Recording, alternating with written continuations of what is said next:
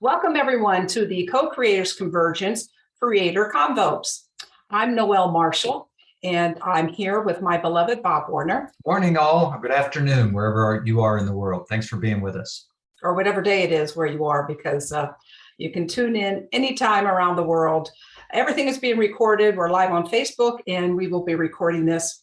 And for those of you who are new, before we introduce our beloved guests, Becky, Suzik, and Annie Spade, I want to tell you a little bit about the Co-Creators Convergence. And I invite you every Thursday night at 8 p.m. Eastern Time. We have another conversationalist, all very exciting. And this is a new thing for us, the first Saturdays at noon. And so that's a new addition that we're doing. And we're delighted that Tex Albert and Deep Time Network are so supportive of our Saturday offerings. So without any further ado, I'm going to go ahead and show you just a little video about the Co-Creators Convergence.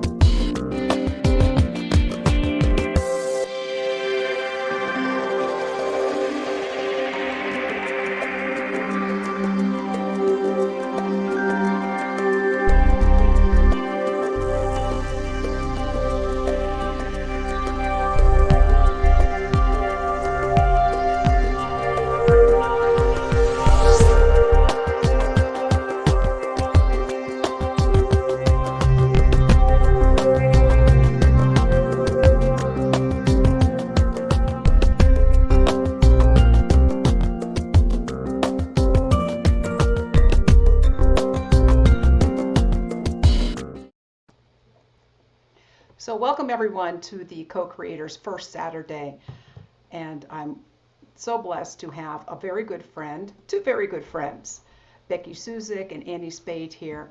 And we're going to get a beautiful deep dive here today. And so without any further ado, I'm going to turn this over to Becky.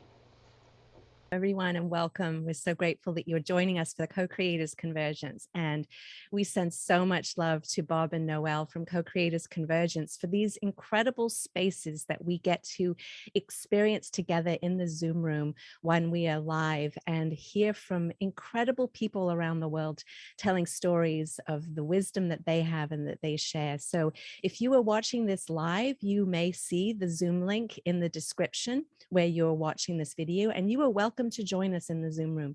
So click that link and you can join us in the Zoom room, and we'll have time later in our offering here to invite your questions. So my joy to be here and to introduce my dear friend Annie Spade. I met Annie about 2 years ago before World Unity Week, and we have got to play together for the last 2 years. And this week we've been playing together as she's been sharing what she's going to be offering for each of us in this this beautiful, playful time of reflection of the ancient wisdom and 3 stories that she's going to be sharing. I want to tell you a little bit more about Annie's background. So that you can have a wider scope of understanding of what she's going to be bringing for us today. Annie has been a Montessori educator working with 2 to 6-year-olds who I think are really wisdom keepers, original wisdom keepers, for over 4 decades. And after her graduation from Nine Gates Mystery School in 2012, she began to study the Mayan synchronic wisdom channeled by Jose Arguelles. Using both experiences and mindful of preparing those who may well live into the 22nd century. Annie has developed a unique meditative practice with the children, appealing to their innate sense of wonder by opening their cosmic awareness and connection to our planet home.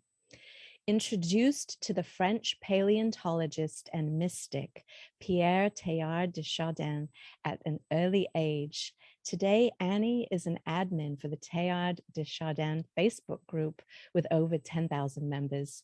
She is also an active member of the Unity Earth network of partners and organizations.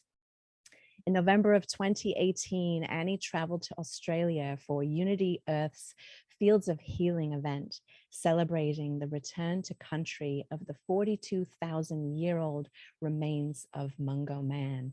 And so, Annie, I'm so looking forward to this. This is going to be extraordinary. And your heart, like just knowing how much you care about children and adults and reconnecting with our playful nature and our curiosity and holding this container for ancient wisdom to shine through. I am so grateful and excited. So thank you so much for all that you've done all your life to prepare for offering these experiences for us. Thank you.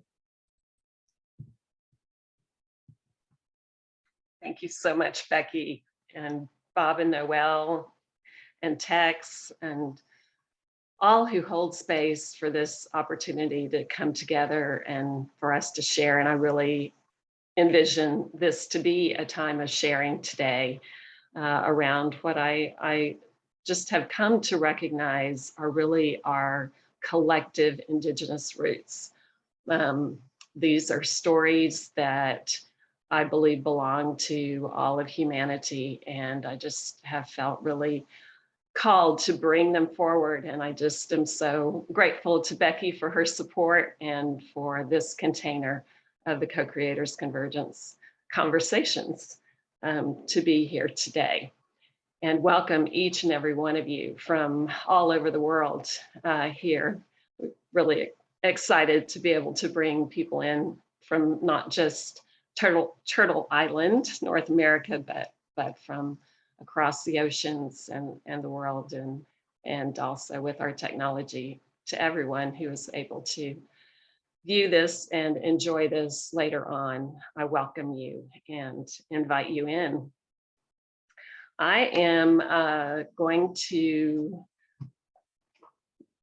begin with the child, because the child, I believe that the child and our indigenous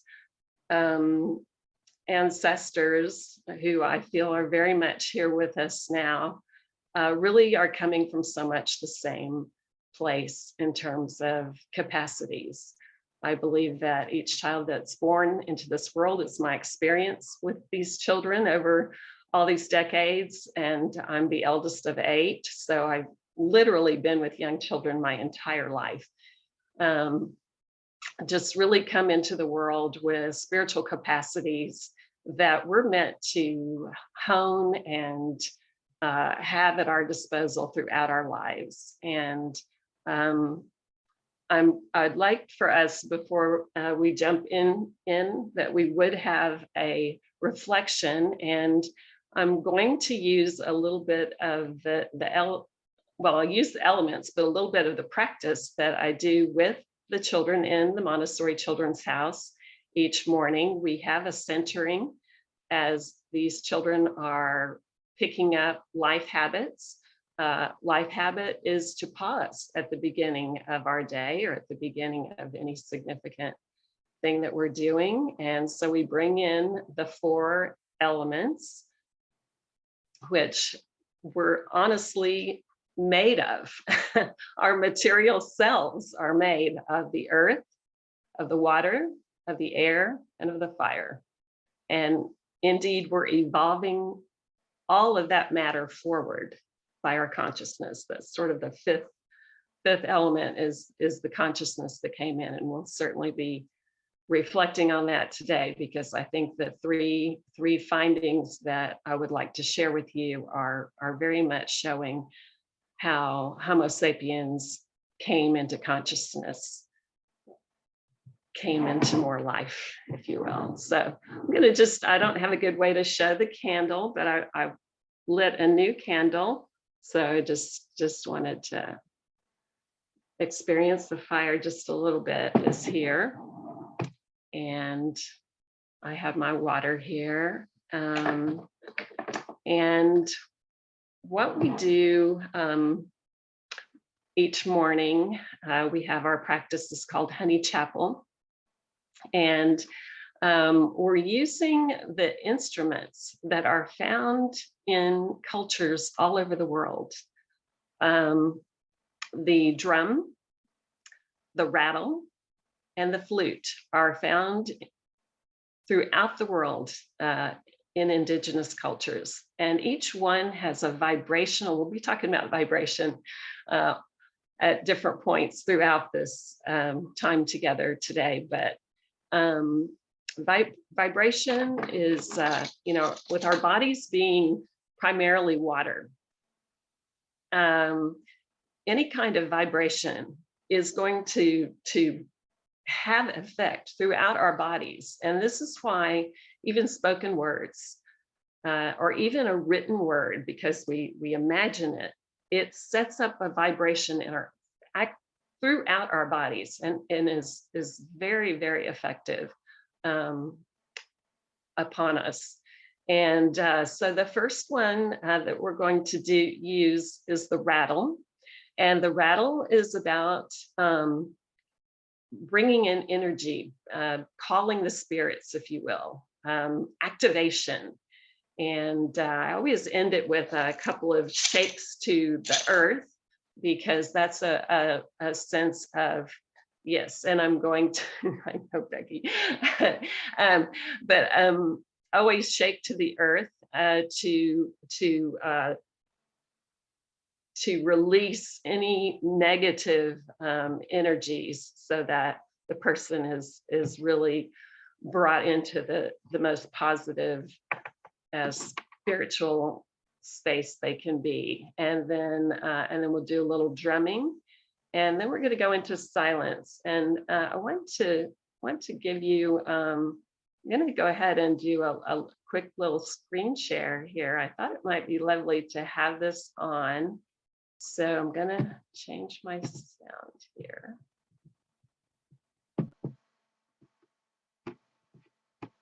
So I want to show you the children. And I'm very careful not to show the children, to show their faces, but just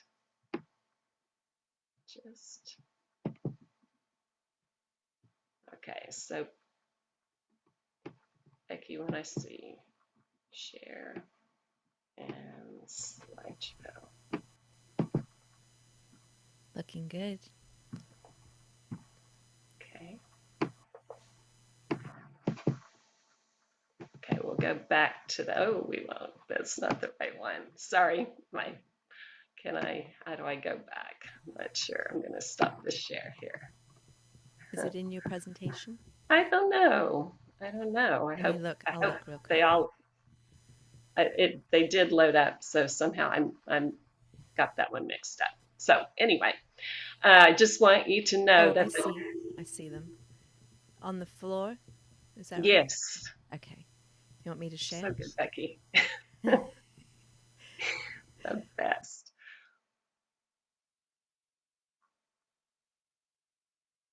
All right.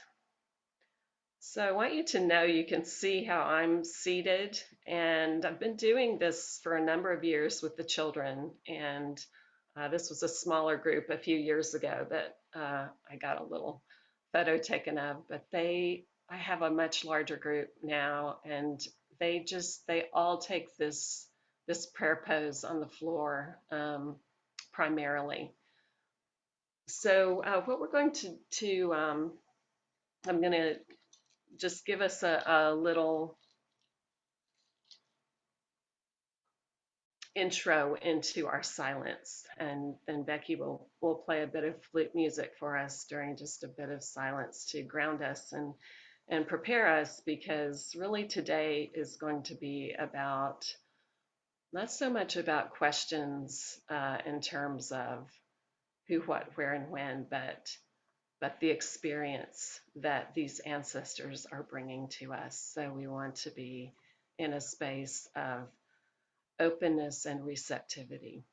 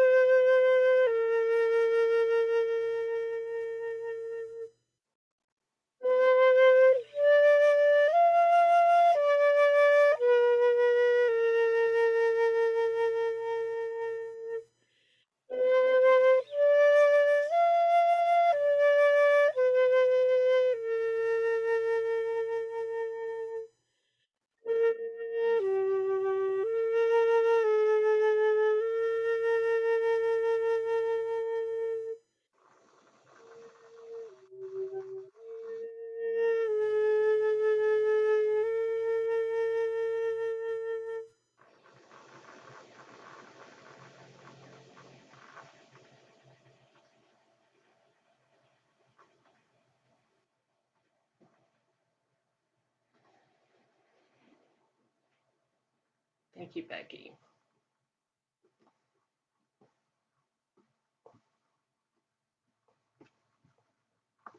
So before we start into the first one of these sharings, I wanted to set a kind of thread, and again, it's going to be the child, and Teilhard actually. So going to go back, and Becky, I don't know if you can take me back to the first slide that had the characteristics, the spiritual capacities of young children. It was my first slide, actually. Well, second one after the title. Perfect. Thank you. That's the one. So, so there's really a kind of progression, if you will, and with the child. And I studied first with Montessori. The first thing I studied was the spiritual capacities of early childhood, and there are 5. Actually, I'm going to call out Tex because he has actually helped me through his work with the Deep Time Network to recognize just a little more of how to articulate these. But I'm just going to let you kind of have a look at this. You know, we think of awe and wonderment, we kind of use in the same breath, but it's really true. And this is what Tex helped me to recognize that, you know, awe is kind of that initial draw to something, and the child is drawn to what is essential. And then given time and opportunity to reflect on that and spend time with whatever it is that one is awestruck by, this is a kind of wonderment. This is a continuing to consider. And what the researchers found, these Montessori researchers of the spiritual capacities of young children, is that the young child is naturally metaphysical.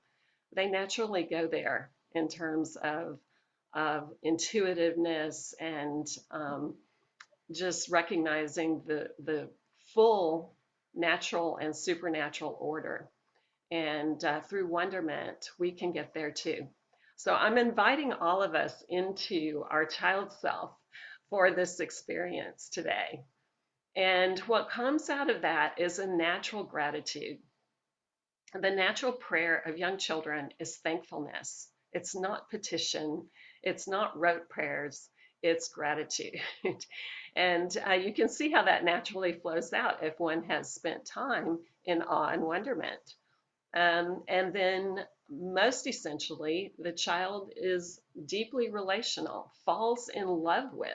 So, you know, again, it's speaking to relationship with. And so I'm inviting all of us today to get to know our forebears, our grandmothers and grandfathers, because these truly are our ancestors that are revealing things to us in these times that we'll be sharing about today. And so while we can send them love and feel their love and be in relationship with them.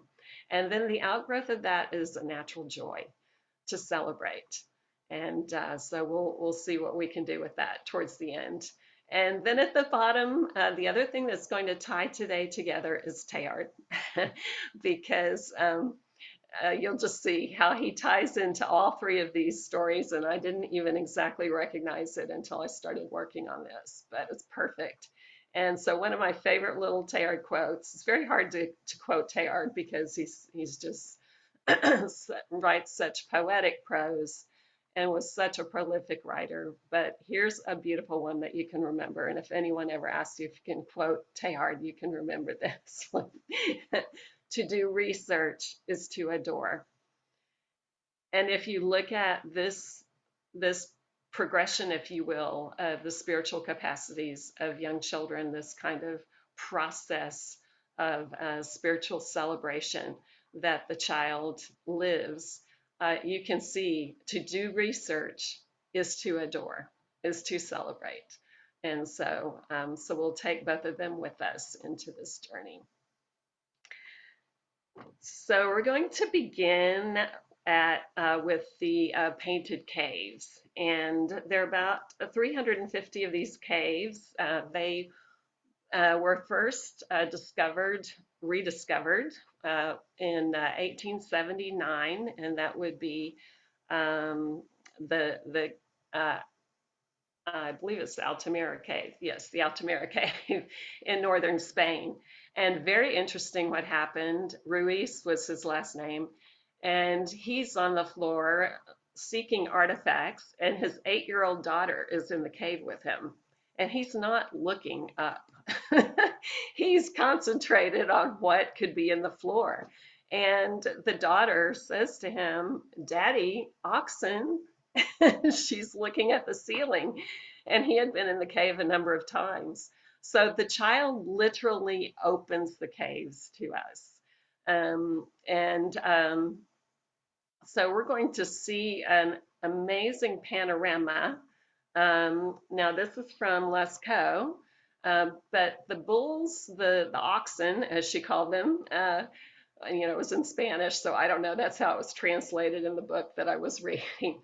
But la vaca is seen in over and over in the caves, and we'll talk about that certain animals are seen. But I want you to start by just taking in this panorama of what is painted here in the Hall of Bulls at the entrance of Lascaux.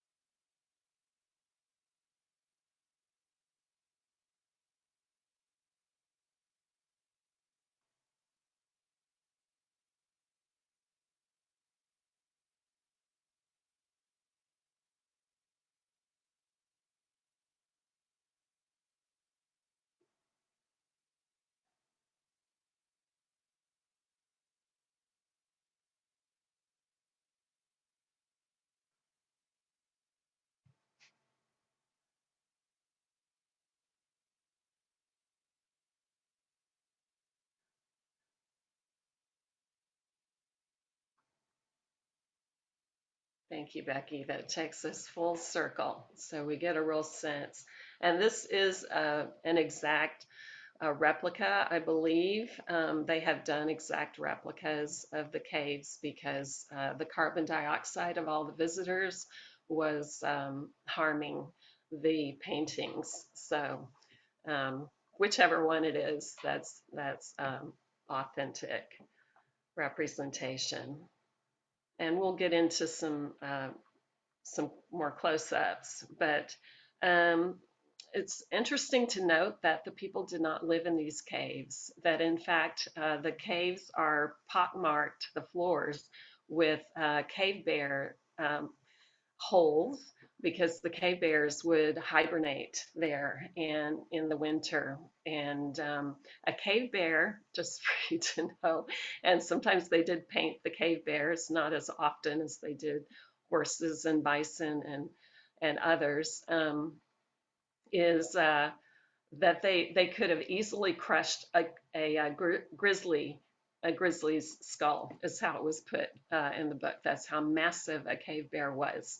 But yet our grandmamas and grandpapas were living in harmony with these animals, and indeed did paint them as well. So let's look a little closer at some of them. I'm going to try to see if I can do slideshow. Back to.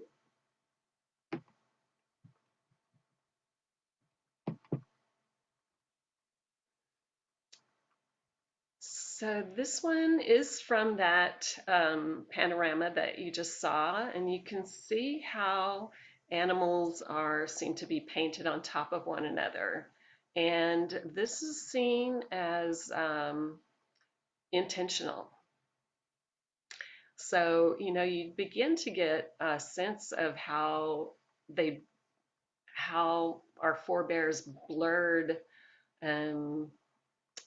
existence. And then you also see this mark here on the cow, on the bull, and these are seen also, various geometric signs and markings, which are not seen as language, but more as signs of some kind, and they're repeated throughout the caves various ones.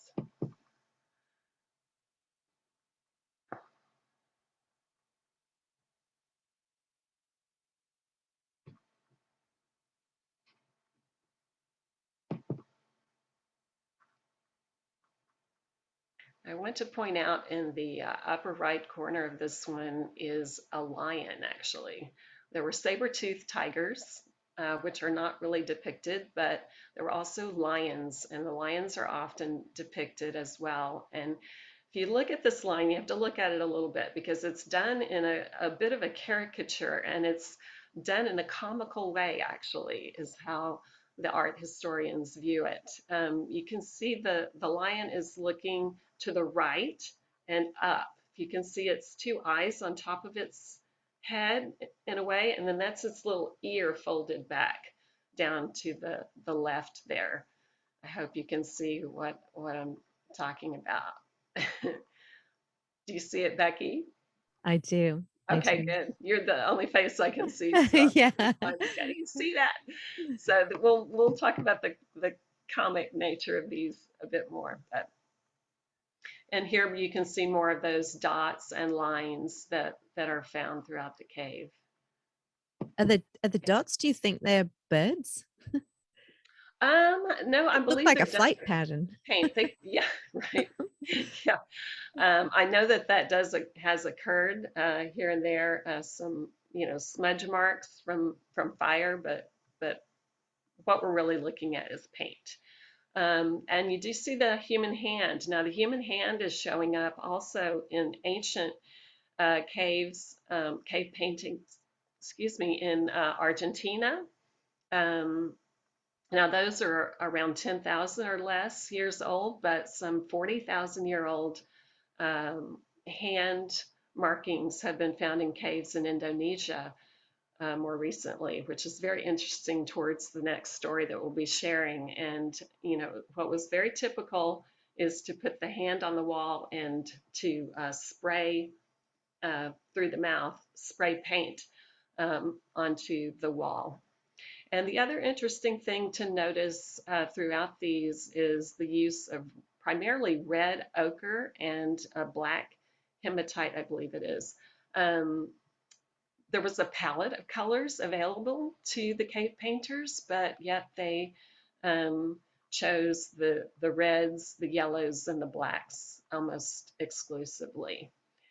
And the hand is the one way that the human is primarily ever depicted. There are a few stick figures of humans, and I'll say a little bit more about that in a bit. But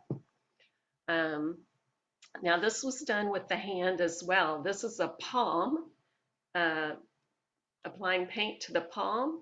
And at first it looks random, but it's actually the shape of a bull as well. You can see facing to the right. Mm-hmm.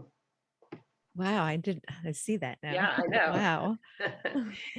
And in one of the caves is an altar. They have identified this as an altar because the floors will be littered with cave bear skulls quite often.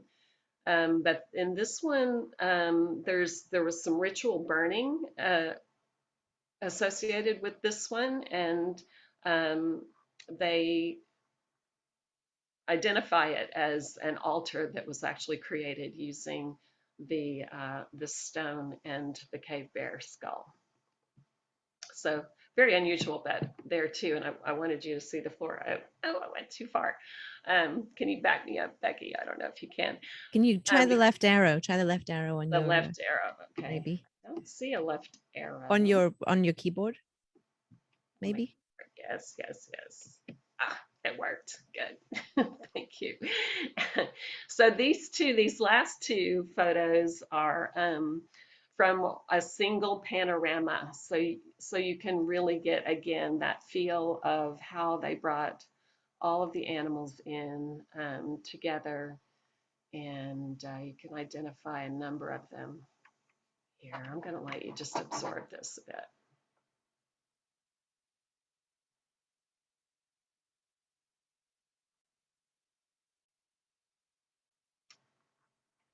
And this is to the right of that one as all of one piece.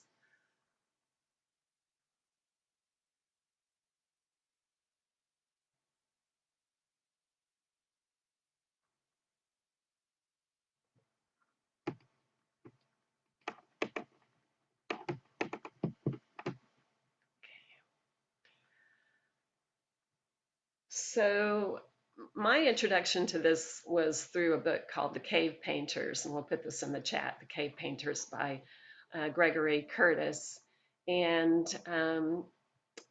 he recognizes through this that this manner of painting lasted for thousands of years. So, and the techniques did not change. But they were, and I'm going to skip down to the bottom one, that they're as advanced as any painting that's ever been done. In fact, there was one that I thought I was going to share, but just showing that the perspective that was used was not used again in painting until the 15th century. So we see really these paintings expressive of a culture that was immensely satisfying. And so they're not done in a, as we would think of, kind of a protesting. Art is to push the envelope and, move things forward and all of this, but they're seen more in that sense of this is an immensely satisfying world that we live in and culture that we have, and we're celebrating that. And so along with that is that they're not tragic, they're comic, that they're painting what they experienced as a benign world. Although certainly, I mean, if you imagine something so terrifying, I'm sorry, that it could crush the skull of a grizzly. These cave bears were just prolific, and they're going into the cave bear's home, presumably in the summer when the cave bears are not hibernating in there, to do these paintings. I mean, what that says about their comfort in this world. And then, lastly, Gregory Curtis says, that this classical style expresses the ideals of dignity, strength, grace, confidence, and clarity.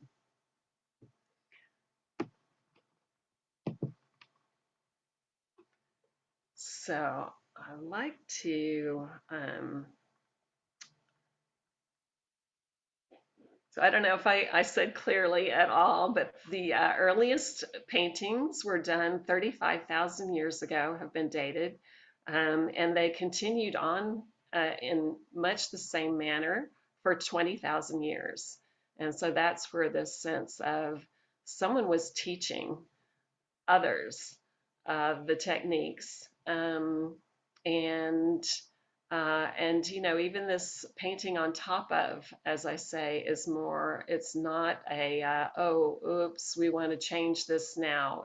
They're meant to really work all together as one work. So I'd like to open for just a little bit of Q&A and really more comment than anything, if anyone has something, and then we'll hop right on into the next one. We had one question in the chat, which you just elaborated on, and that was about the layering of the paintings on top of each other. Yeah.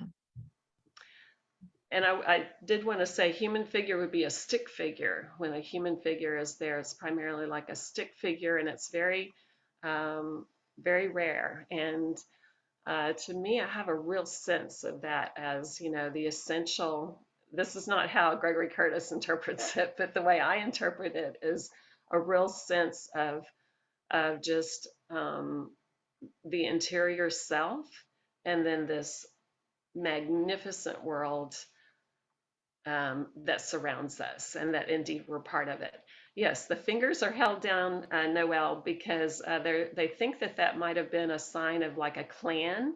A particular sign for my clan might be like this kind of a thing. Did you see Rita's question? No, I did not. What is meant by a benign world? A benign world. Mhm. Well, what I think of is, a peaceful, non-threatening, nurturing world. Beautiful.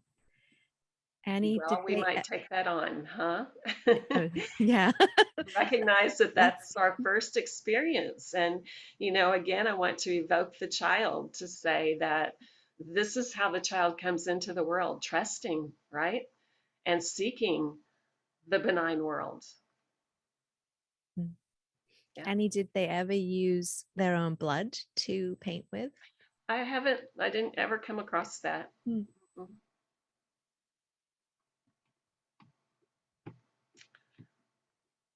Right.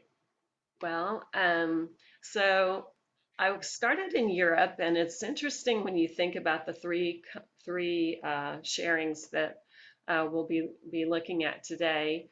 Um, and I say sharings, not meaning my sharing, though I'm kind of the channel here, but that these ancestors wanted to share, and we'll see this real clearly in the next one, where um, someone found us, kind of thing. And it's kind of the same way. I mean, when you think of this child seeing the paintings, they found us at this time. So I hadn't thought about that. But just recognizing we're starting in Europe and a good bit north of the equator. And next we'll be going down under. We'll be going south of the equator. And then we'll end up right by the equator in Guatemala. And so there's that kind of encompassing the world. I see them as like three jewels. And beginning in Europe, we have to think this culture did not last.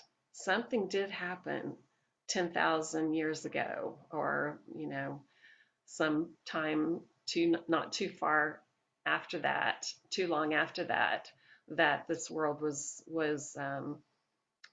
destroyed. And I can only trace European ancestry in my family lines, that this indigenous wisdom and culture was lost. Then the other two sharings that we'll have today are from areas where the people still dwell. Indeed, there's an unbroken line of ancestry and wisdom, although there was definitely that effort to completely wipe it out during the colonization, both in Australia and in Guatemala, Central America. But the people have prevailed. The people have endured, and so, without further ado, let us go to Australia. And I just want to call in that, with this one and the next one, we've had a CCC presentation, a Co-Creators Convergence presentation by Jenny Bowler about the Mungo presentation, about the Mungo discovery, if you will. So I would call it more of a finding.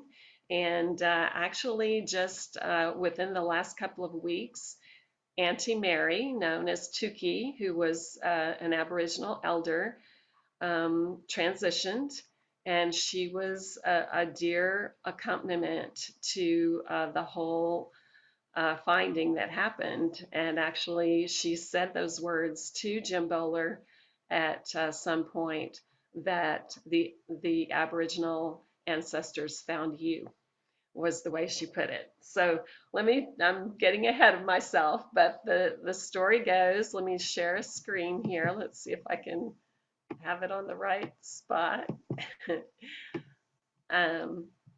That Jim Bowler was a geologist, and let's see, here we go.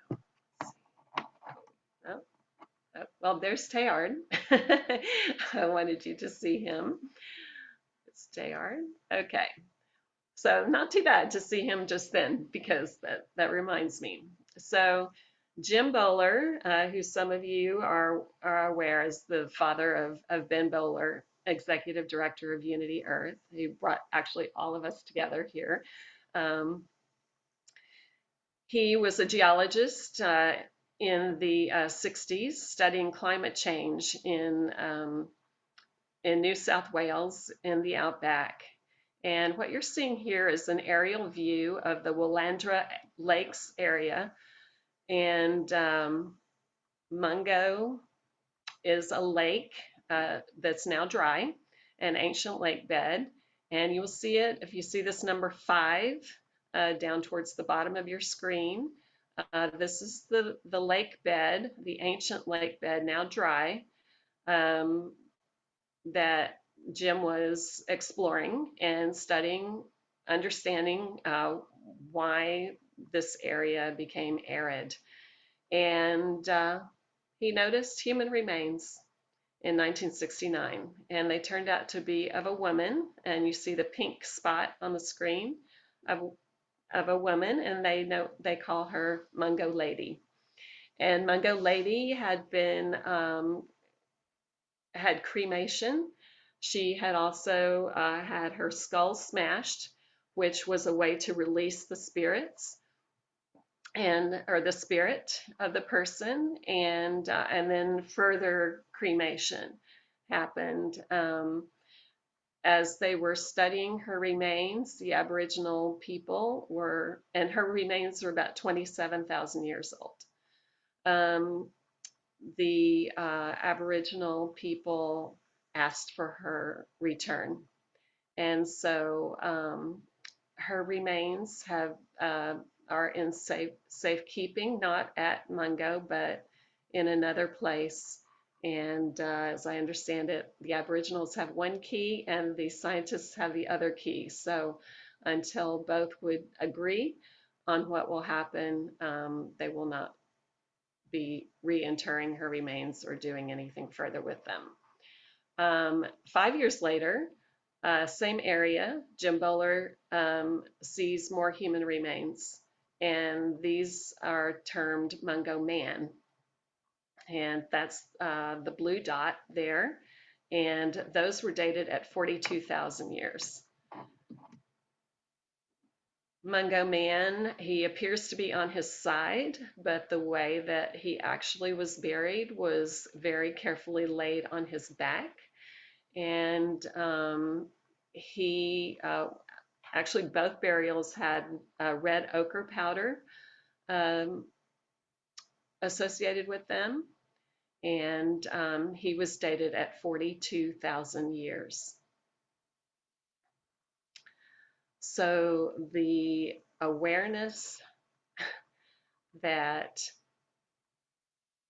humans had that kind of awareness and reverence and practice at that time was stunning to everyone concerned. I should say that Homo sapiens evolved in Africa 200,000 years ago. Yet we have, there's one artifact somewhere in Africa, like 60,000 years old, that's some kind of carving they think might be dated to that. But these that I'm sharing with you right now are of Homo sapiens that left Africa and went to other parts of the world. And even this recent finding in Indonesia, where hands had been imprinted on the walls 47,000 years ago, we're looking at Homo sapiens that had left Africa, and one wonders, how much that going out into the world caused them to become more reflective and conscious, because there's clearly some kind of elevation of consciousness going on here, where we can see our forebears becoming reflective and imaginative and reverential. And not that some of that wasn't, coming, the seed is always there, but it's really showing up and being shown to us at this time. So literally, Jim Bowler was not a paleontologist, he was a geologist. And so, this is where Auntie Mary telling Jim, because he was quite distressed after some time, because the scientific community carted these remains to Canberra for further study. And again, the Aboriginal community begged for their return. And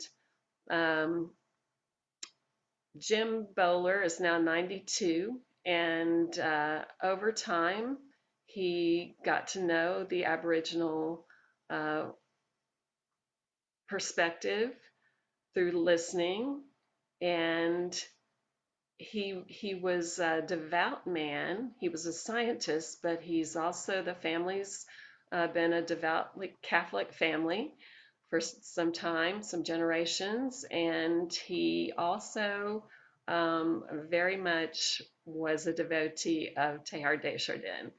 And Teilhard is, I meant to call this in at the beginning, and for those who might not know that, Teilhard, if anyone is seen as a prophet for our times, Teilhard would be right up there. And so, and the reason is, I believe, is the balance in Teilhard, because of the way that he is able to not just balance, but the way that he is able to envision the whole, the science and the mysticism, the science and the spirituality as one whole.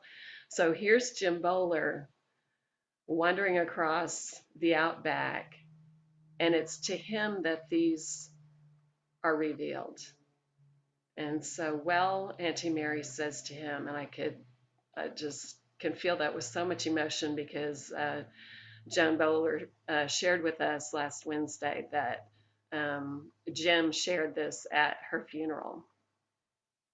What a powerful moment that was to him, when she said to him, "No, Jim, they found you, and you of all people,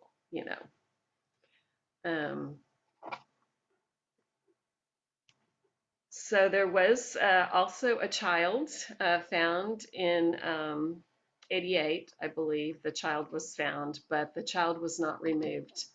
And so there's just a real respect. And the work now is to bring them fully home. It's already a World Heritage Site, the Willandra Lakes area, but the Aboriginal family would, once their ancestor brought home to be reinterred, to have, as they call it, a keeping place. But I'm about to emphasize to you something very precious about this living community. So this is me with Jim Bowler in 2018. What happened was the finding of Mungo Man was really scientifically very, very exciting. So those remains were kept in Canberra for study at the University of Australia until 2017. And finally, they were returned to country. Now, not reinterred, but returned to country. Actually, they are reinterred, but not at the site, which is where the Aboriginal people know is most important for them to be. So 1 year later, they wanted to celebrate return to country. And so Unity Earth was asked to host this at Byron Bay in New South Wales. And I was able to get a sponsor and go over during Thanksgiving week here in the US in November of 2018 and meet Jim and be there for that celebration. And the most powerful moment for me of that experience was the night before we started, when two Aboriginal elders had a smudging ceremony for us. And it's very simple. We each stepped forward and had a smudging. And then the other elder, Uncle Magpie was one of them, but I didn't know him yet, so I couldn't tell you which was which. But one of them anointed our heads or marked our foreheads with white ash made into a paste. And then we just silently gathered on the lawn. And this was all done in silence. And then he addressed us. And his words to us were, "This marking on your forehead says that we are one family." And I felt that so profoundly and had it actually reignited just last Wednesday night on the call, because Linda Osborne, who is Aboriginal woman, was on the call, and she called that in, and she just called it. I wish I had her voice and her words. She called it in with so much faith and conviction. We are one family. Each and every one of us is indigenous to this planet, and we are one family. It's just absolutely breathtaking the way the Aboriginal peoples have kept that understanding despite the colonization and everything, the genocide, and even having these remains taken from them and their voice not heard for decades, and to this day is still not resolved.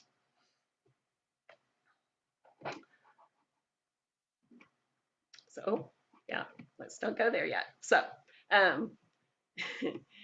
so comments, questions here, and we'll move on.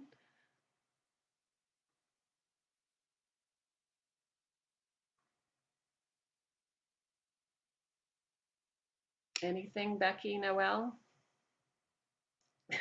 Looks like a lot. Comments. Okay, well, I'm gonna move on because I'm a little bit behind my time scale. And if there's anything burning, please feel free to bring that forward as we will have some more time at the end to comment. That's my vision. So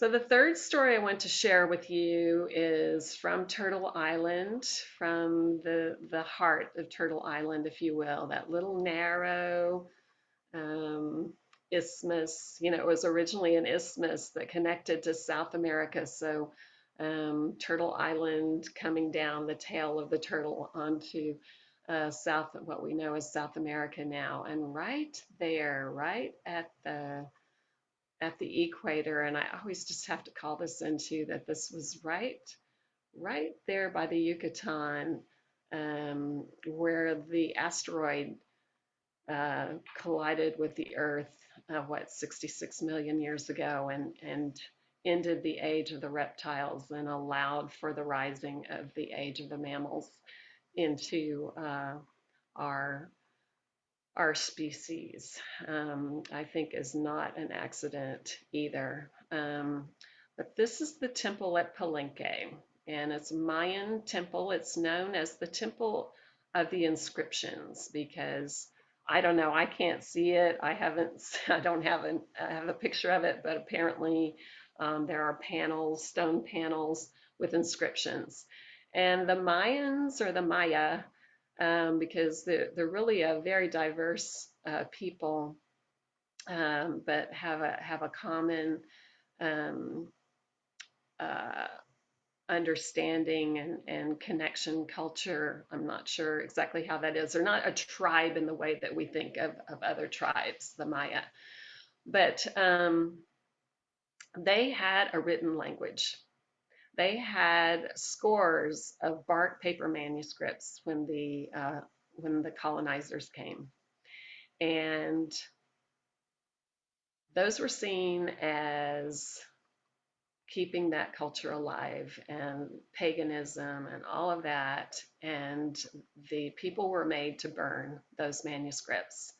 So we lost that written language, except for just there were a few fragments that ended up in the British Museum. And now, working through the jungle, through the ruins, we've found more that are inscribed on stone. So the temple at Palenque is known as the Temple of the Inscriptions. And what happened here is that in 1949, there was, we'll stay here for a second. There was a paleontologist studying, and he noticed up in the floor of the temple that there was what they call a speaking tube, that it was leading down and into the temple body under those external stairs, but down through the floor of the temple. And so they began excavating, and it took 3 years to come to the bottom of it. And indeed, that tube, that speaking tube, was connected to a sarcophagus. It's a sarcophagus of a leader, a shaman known as Pacal Votan, or Lord Pacal. And the lid of his sarcophagus is what you see here. And so there's all kinds of art, if you will, but then around the edges, and indeed all on the sides of the sarcophagus and on the inside of the sarcophagus were Mayan inscriptions, but no one knew how to interpret them. The very next year, Jose Arguelles was 14 years old, and he was on the top of the Temple of the Sun in Mexico, so not too far away. And he received a transmission, which he came to understand was from Pacal Votan. And these transmissions would continue throughout his life, and we'll go on and here. Okay, so what eventually happened is that a second tomb was revealed of the Red Queen, and in 92, I was honored as the closer of the cycle by 9 indigenous elders, again at the Temple of the Sun. 9 days after that, in 2002, he and Stephanie South began a practice because they could see that there was a 260-day cycle that was being, or they, he was understanding it to be a 260-day cycle, but he didn't understand the whole picture. And so he took on a practice with Stephanie South. She was the scribe, to download this wisdom. And just to give it some, what do you call it, credibility, Barbara Marx Hubbard was very much all about Jose's work. You might know of the harmonic convergence in 1987, which was the very first time that there was a global call to prayer for peace. And that was Jose Arguelles was the one who called that happening and that happened in August 16th and 17th of 1987. So he was absolutely a warrior for peace. And so it's an understanding of time. And I did a presentation during World Unity Week on this, where you can learn so much more about it than I could possibly share now. But just to say that, and I want to focus on, the way that time is meant to orient us in life. And if we don't have a proper, and when I say proper, if we don't look at the world around us, thinking back to the cave painters and how immersed in their world and embracing of their world they were, if we're not using what's really here to create that kind of orientation that we call time, we can see that that is not serving us well. So I'm going to call in there on the left where it says, when a person, this was a quote, but from some of the literature for the law of time, for this understanding, but when a person, culture, or civilization has every minute of their life determined by clock time, their instincts, intuition, telepathy, and synchronicity will atrophy. And I like to think of that in the positive way, that if we go to natural time, our instincts, intuition, telepathy, and synchronicity will arise. And I think we've been asking for that. I mean, every one of us knows, what our zodiac sign is, right?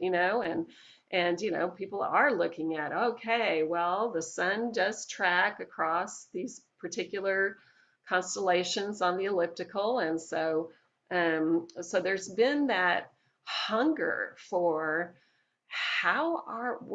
we're from the stars. Science is telling us this now. Every particle of us, every particle of everything around us is from the stars. And how are we still connected?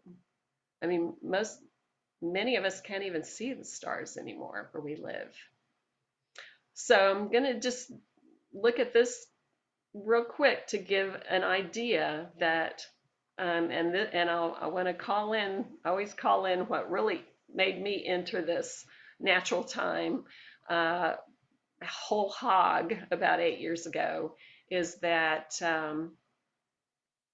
if you take 365 days, which that's a solar year, no one can argue with that, 365 days, and divide it by 13, you get 13 28-day cycles, exactly, with 1 day left over.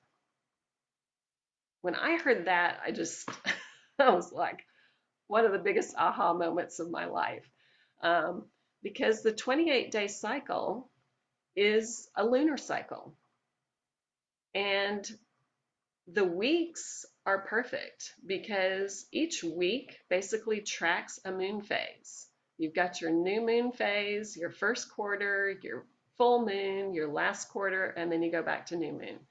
So the way the Maya look at it, we have 13 moons. It's a 13 moon year, solar year that we have. And we can see how this is reflected in our bodies in so many ways. One way is the 28-day cycle. Every woman will recognize that, the menstrual cycle. And then 13, we have 13 major joints in our body. You think of our 2 ankles, 2 knees, 2 hips, 2 wrists, 2 elbows, 2 shoulders, and the neck. So 13 is literally encoded in our bodies. You see the number 52 down there. So that relates to Sirius. So Sirius is the brightest star in either hemisphere. It shows up in both. I actually saw it in Australia. I was so excited to see Orion when I was waiting for the cab in Australia early in the morning. And Sirius crosses the equator, and Sirius is a true double star. So the twin stars of Sirius rotate around each other once every 52 years. And you can see that's a fractal of 13. 13 times 4 being 52. There's also a 26,000 year precession of the Pleiades. It's actually of all the constellation. There's constellations. It's one of those huge cycles of the stars on the elliptical.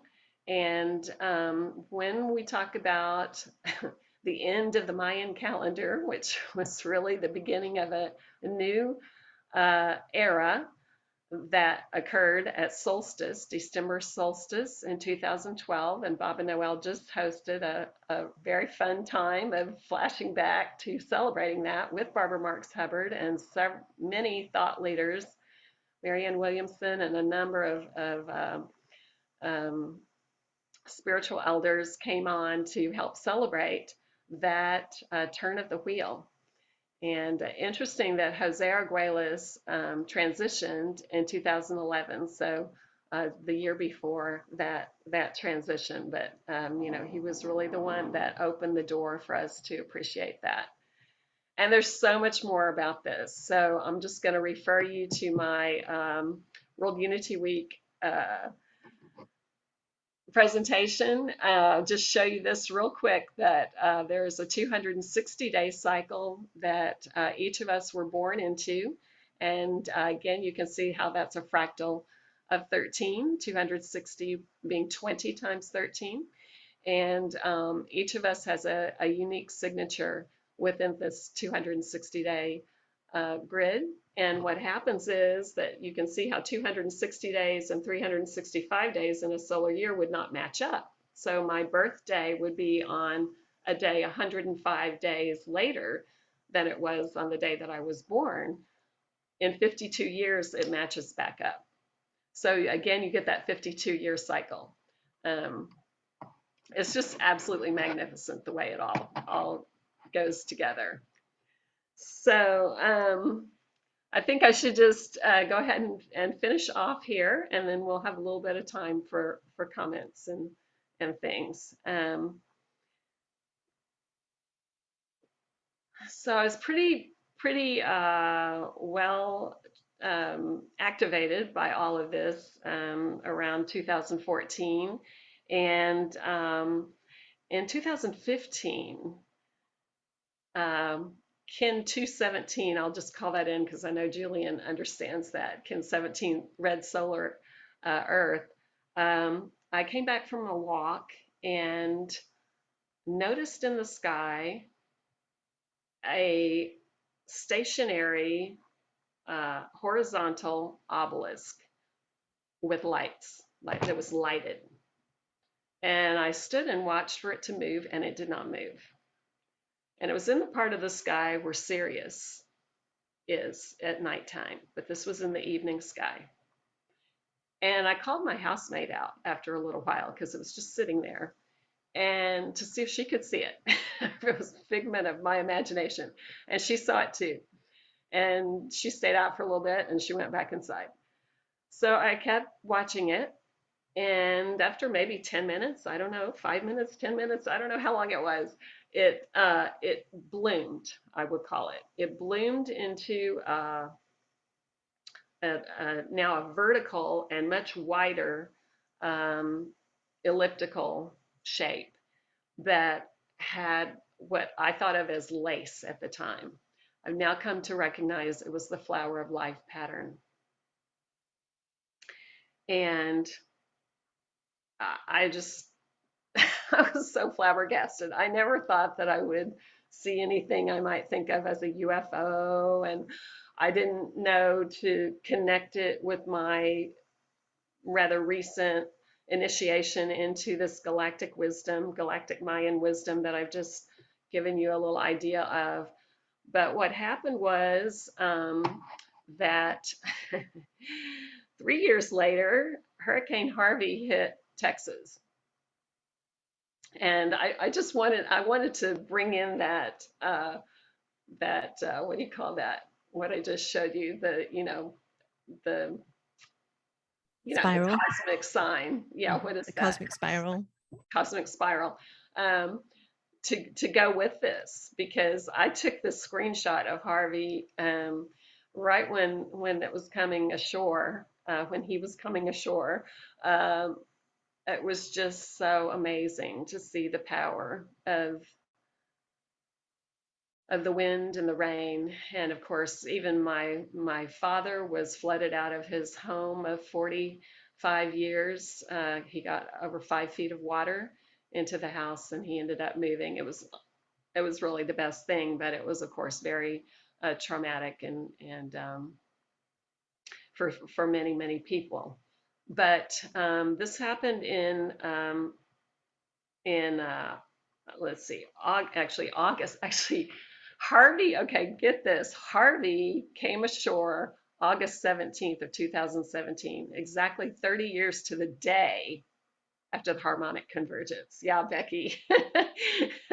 To the day. I realized this last night when I was putting all the dates down.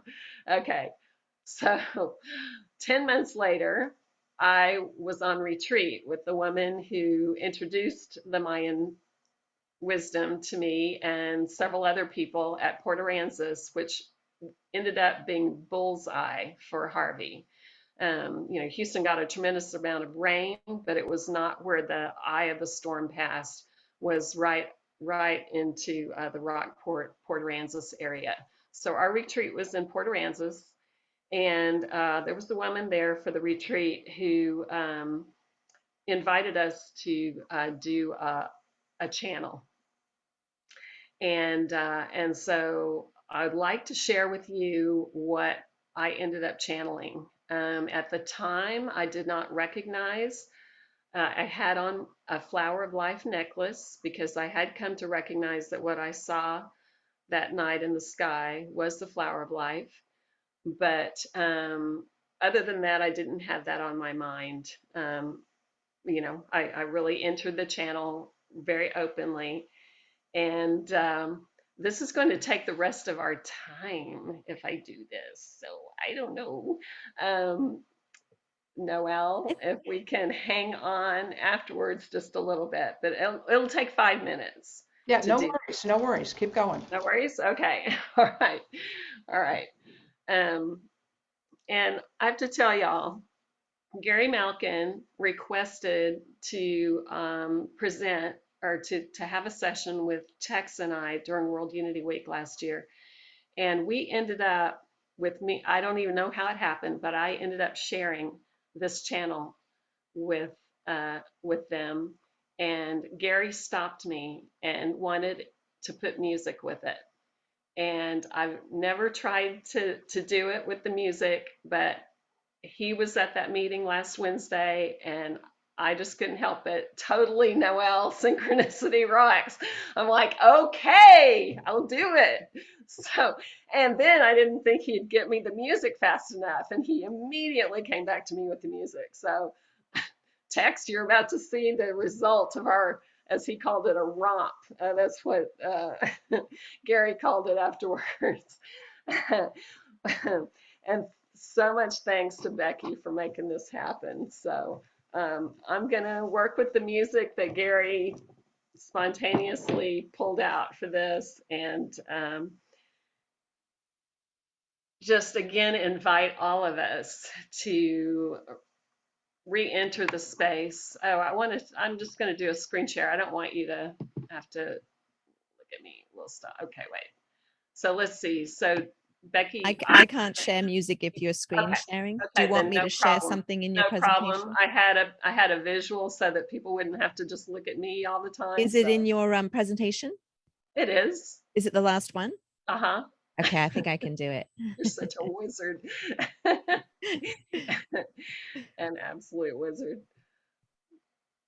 And shall I place in the chat the meditation afterwards? The word? No. Okay, all right, I that's don't good. want to That's do fine. No, that. that's fine. Yeah. That's fine. All right, okay. And so I'm going But I'm to. just inviting us to, as Becky works on that, just really ground into that space of receptivity. One never knows why a gift is given, but many gifts have been given us. And so here we go.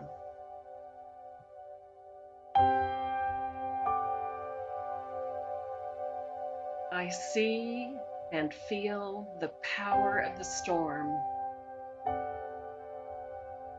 to realize and recognize earth truth. To this day, and through the portal of giving and receiving light and life and energy and truth ongoing.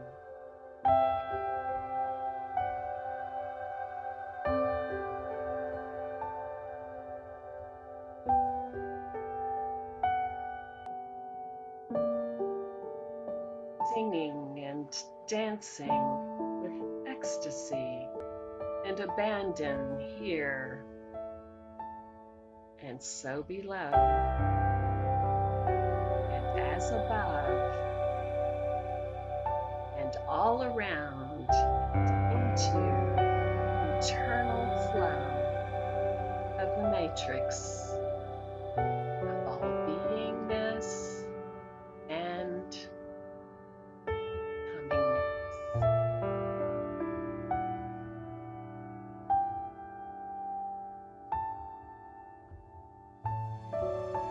Founding and surrounding and knowing ourselves as beings of light.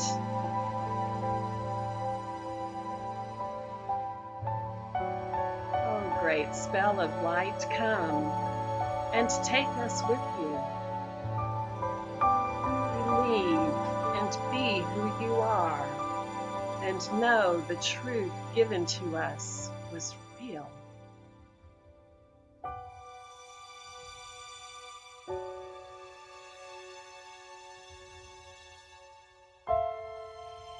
I come to share a story which no one has told.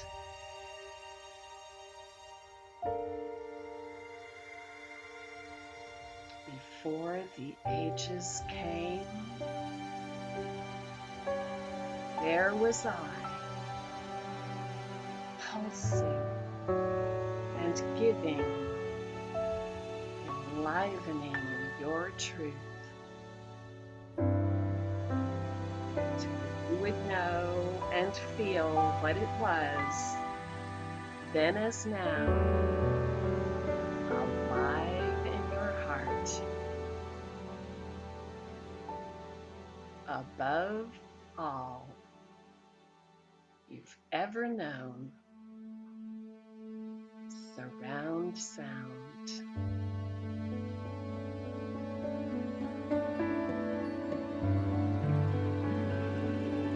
Flower of life gave me a spirit like I've never known or felt before. I am a girl of feeling and heartache.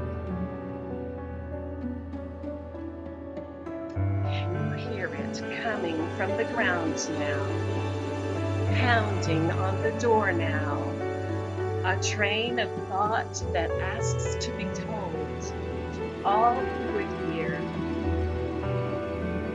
until eternity flows hard about the theater of life and love that we knew.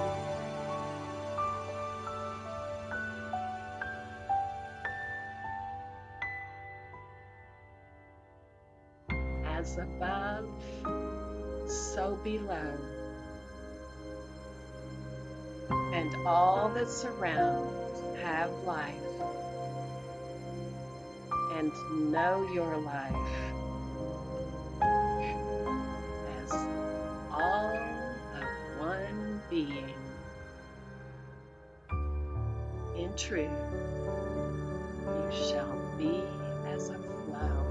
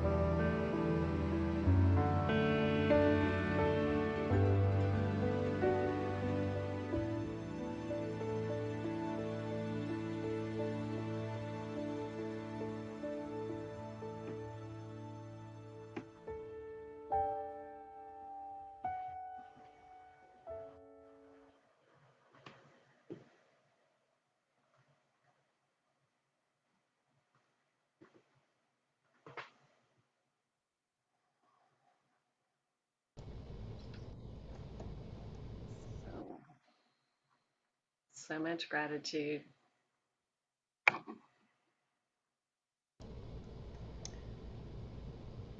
Annie, would you like to invite folks in to turn on their videos and? Yes, yes, please. Mhm. Wow. Everyone, please. Hmm. Oh, Annie, So beautiful. thank you so much. What a beautiful experience. Wow.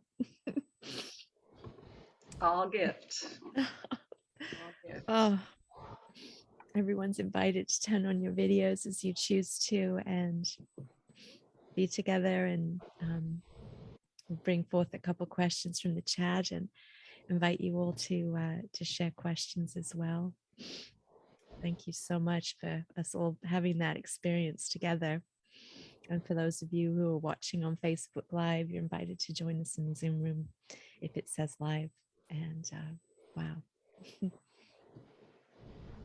Okay, I need to help a few people get in here. Oh, great. We got a couple people joining. And so, wow, it's almost like I don't even want to, I don't want to read the chat. I'm like, just so, Go I'm have going a to go into break. gallery view now. Noelle, is that good? Going to go into gallery view. Sure. And you change yours because I unspotlighted Annie and Gary Malkin's I'm reading music. Dr. Tom's question Yeah, here. yeah. Is that Great. okay? Yeah, please. He says, are there episodes, scenes in the paintings of relationship?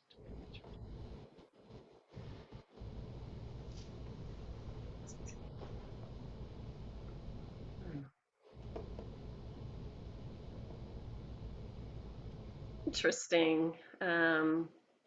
You say, Tom, that you get the feeling of celebration of personal sovereignty and each individual knowing and feeling part of natural forces.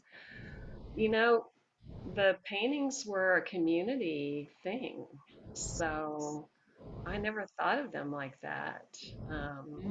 And you know, the point is made that these painters were so skilled that they could have easily painted like human portraits, but they did not.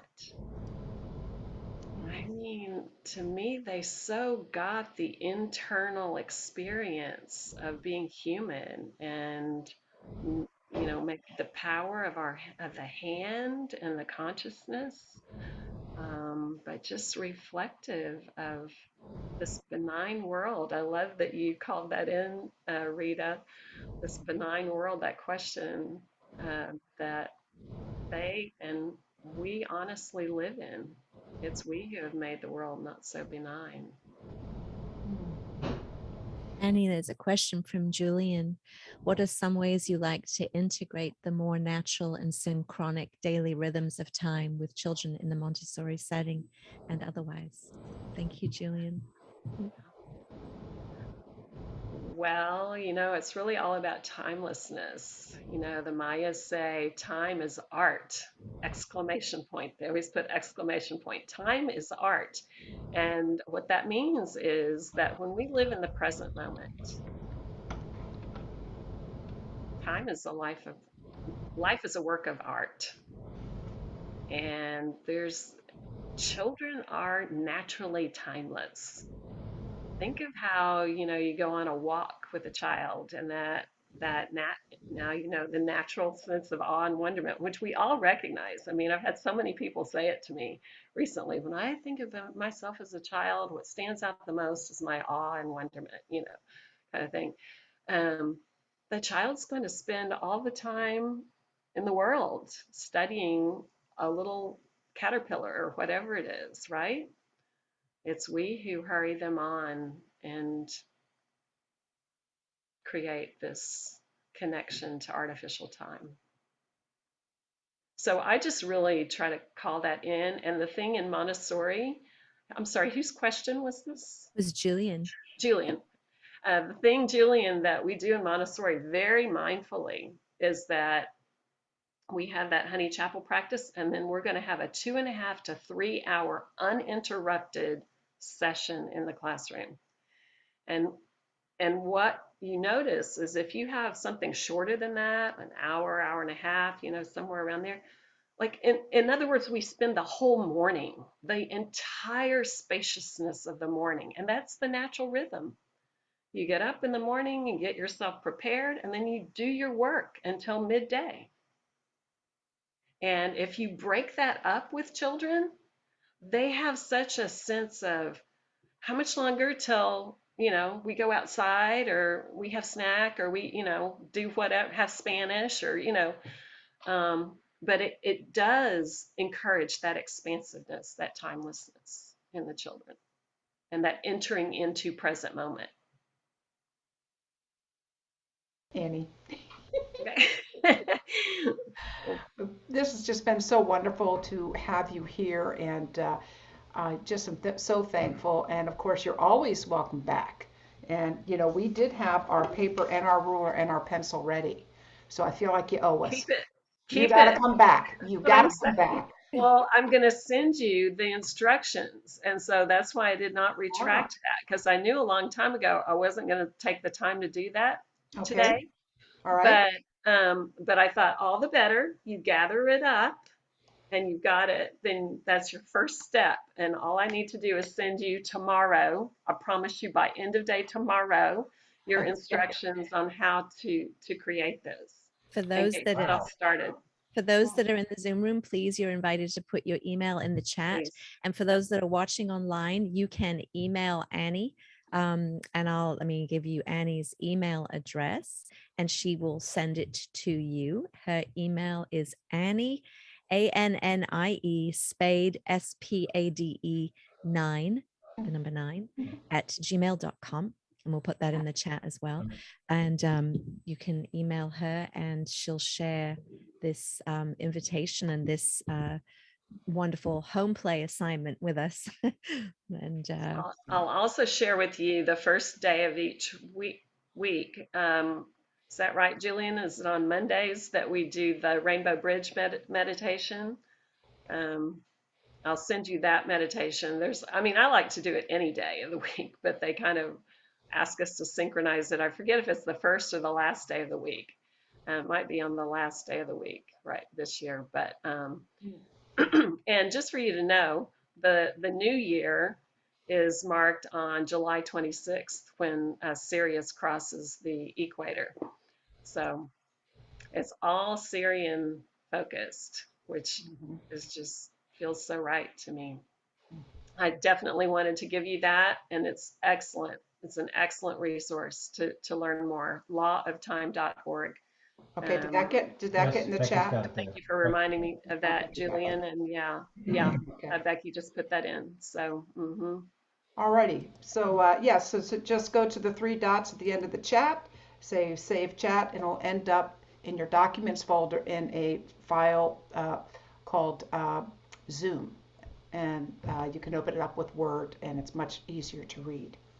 So thank you, Becky, Annie, Tex, everyone for coming. It was just amazing. And I want to see that professionally recorded, your download with Gary Malkin. Yeah. We need that. We need that in the world. Yes, we do. So yes, we'll be badgering you about that. So Got called we can in. do that, Annie. You and I can get in a room and I can get the volume right and we can do it. All right. Excellent. thank you, everyone. Wonderful. Thank you, everyone. Thank you, Have a everyone, wonderful for day. being here. Bye-bye.